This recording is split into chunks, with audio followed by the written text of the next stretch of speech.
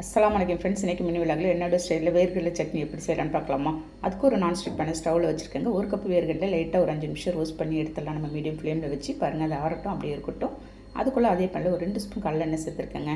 ஒரு medium size வெங்காயம், ஒரு 2 பச்சை மிளகாய் கிள்ளி போட்டுடலாம். ஒரு 3 பூண்டு பல் போட்டுக்கிறேன். அதே எண்ணெயிலே நல்லா வதக்கிடுறேன். பாருங்கள், நல்லா வதங்கணும். அதிலே ஒரு 2 காஞ்ச மிளகாய் போட்டு திரும்ப ஒரு 2 நிமிஷம் வதக்கிட்டேங்க.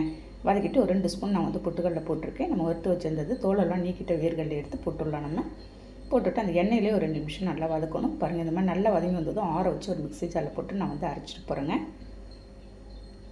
அவ்வளோதாங்க. போட்டுட்டு ஒரு சின்ன துண்டாக ஒரு புளி போட்டுட்டு ஒரு 1.5 ஸ்பூன் இருக்கும் தூள் உப்பு சேர்த்து கொஞ்சமாக தண்ணி ஊற்றி ஒரு திக்கான கன்சிஸ்டன்சிக்கு அரைச்சி எடுத்துடலாம்.